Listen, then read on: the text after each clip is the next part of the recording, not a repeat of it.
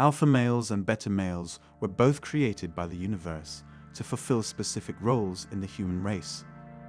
The role of the beta is to follow orders and provide support for the alpha. Only 1 in every 16 men may have fathered children in the past, according to scientific estimates. In modern times, however, more betas than this are reproducing as a result of social order and the institution of marriage. Nonetheless, I believe the 1:6 ratio is helpful in depicting a plausible proportion between the two genders in the modern world. Assuming a constant historical reference point for the above dynamic, I can see the takeaways. Having physical intimacy with a large number of females may be an indicator that you are an alpha male. You're probably in the minority if you aren't an alpha, and if you are a beta, you've got your work cut out for you, because only 6% of men have the knowledge to help both groups succeed in the marketplace. This includes alphas who can help betas learn to act like them, and hopefully one day become one, and betas who can help alphas maximize and streamline their strengths to extract the most value possible. Girls are programmed to rely on males as a safety net, a source of support, and in the case of her interactions with alpha males, a means to procreate. The physical weaknesses of these people are often a major contributing factor. Although the word manipulation isn't ideal because it suggests an element of malice or intentional deception, it serves its purpose by reminding us of how women can be naturally sly with regards to the advertised value versus what they supply in an interaction. Schopenhauer wrote, "With girls, nature has had what is called, in dramatic sense, a striking effect, for she endows them for a couple of years with a richness of beauty and fullness of charm at the expense of the rest of their lives, in order that during these years they may ensnare the fantasy of a person to such an extent, or make him rush into taking the honourable care of them in some quite form for a lifetime. If he only considered the fact that women rely on men for survival at a higher rate than men rely on women, he might not see this action as being sufficiently justified. They need to find a way to benefit from the presence of better males in ways that are not dependent on one another. So they must work together to cultivate a compensatory trait. As a result, she has a natural talent for interpersonal negotiation, and she will constantly put her connections to the test in an effort to maximize what she gets from them while minimizing what she gives. Men would like a quality that makes up for the fact that women are more naturally adept at intimacy strategy. The true man, to paraphrase a second, more accomplished German philosopher, wants two things: danger and play. To put it another way, he wants a woman because she is the most lethal toy he can imagine. Skill is required to play with potentially harmful toys without getting hurt. Here, we'll talk about a few of them. Number 1. Cultivate or simulate an intimacy satisfied rather than hungry state of mind. Women's psychological firmware is hardwired to make them interested in married men, even if they don't consciously accept this fact.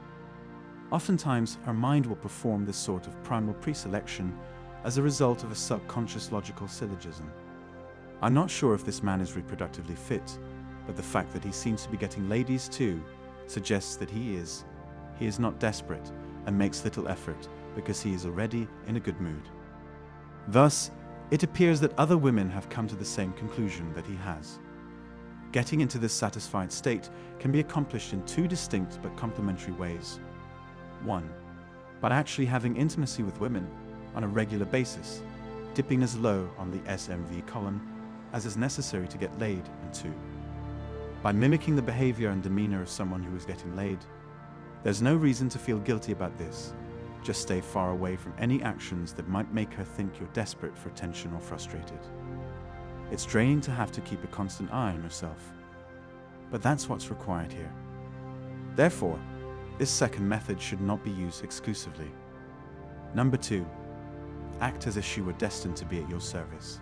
Happiness and narcissism are the most desirable traits in a man.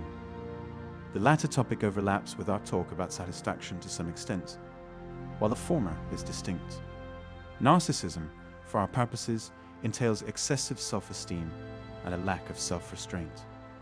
It is a trait of a man who holds very different standards for himself, and the women he dates is aware of this fact and takes great amusement in being called out on it. It's challenging to cultivate a targeted form of intimacy-based narcissism that can be deployed tactically.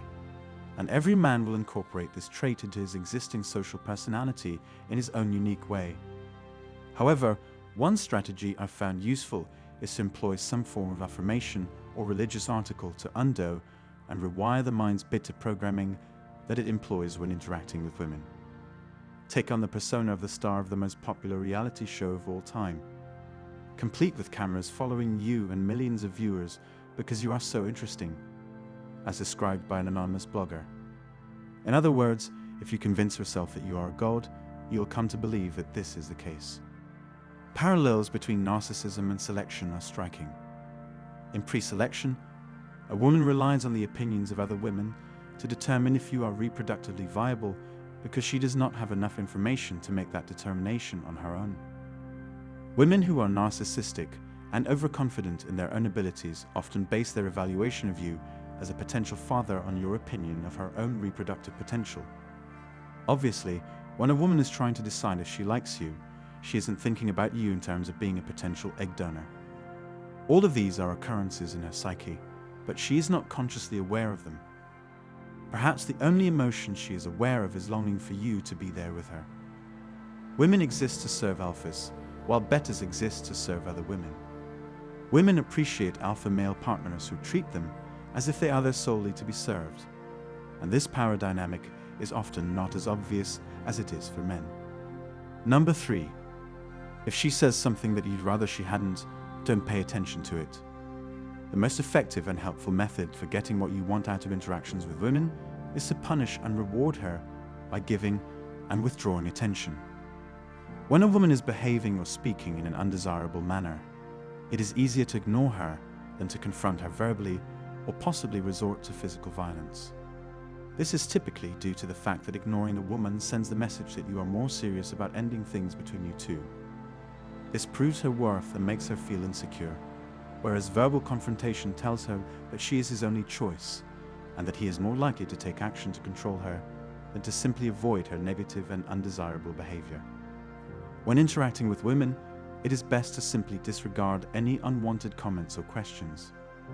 My advice is not to shut down emotionally and give her the cold shoulder. Rather, you should pretend as though she never even said that. In many cases, this serves to reinforce the overall context.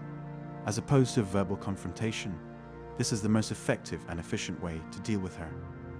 There may be a recurrent and compelling sentiment here that the marketplace is a game, which could be dangerous if either of you is prone to the slippery slope of escalating negative emotions. From my perspective, this is more likely to occur when men are unable to calibrate male-female interaction patterns to satisfy the alpha-pleasing instincts of the feminine rather than the female-pleasing instincts of the male.